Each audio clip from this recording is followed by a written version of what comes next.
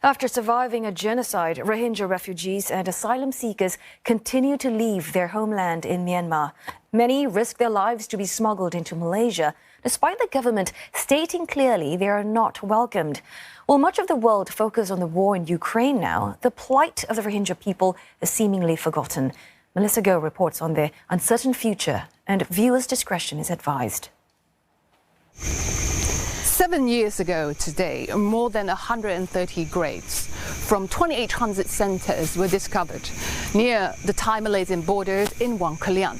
Now, since then, their remains were moved here and given a proper burial by the local religious affairs authority.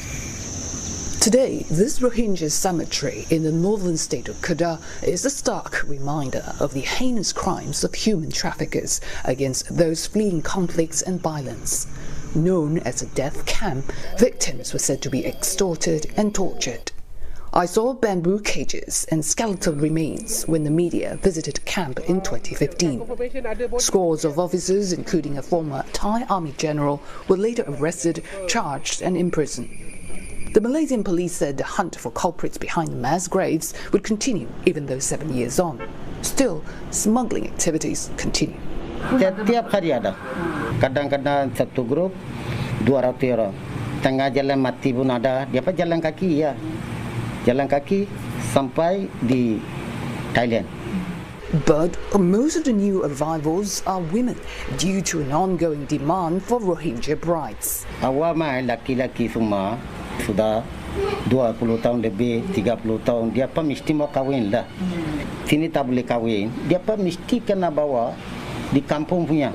According to the United Nations Refugee Agency, or UNHCR, there are more than 100,000 Rohingya refugees registered in Malaysia. Putrajaya is not a signatory to UN Convention of Refugees, and Home Minister said Malaysia is under no obligation to provide them healthcare, education and other social services.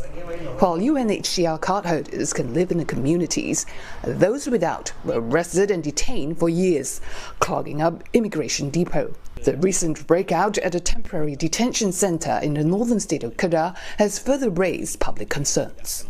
Now, the temporary detention centre here in Sungai Bakap is now closed, and the Malaysian government is promising a thorough investigation, including what caused the riot and the subsequent breakout. Many rights groups have urged the government to release detainees, especially those seeking refuge in the country.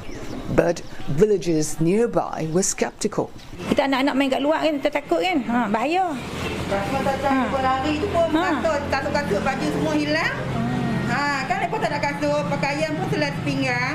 Ada kecurian semua di mana-mana yang mereka singgah tu. The Home Ministry has come out to say that it will review the issuance of UNHCR cards to Rohingya refugees in the country. Mr. Chan, who used to chair the Parliamentary Committee on Rohingya, said more are arriving from Bangladesh these days instead of Myanmar. If you already settle in some other country like Bangladesh, basically we are safe there. Only the environment is not good enough. As the Rohingya population in Malaysia grows, so are the number of graves here at the Rohingya-only cemetery in Kampung Tualang. In death, these Rohingya refugees remain nameless, identified only by their gender and a series of numbers using their dental and hair records. Here, in a final resting place, far away from home.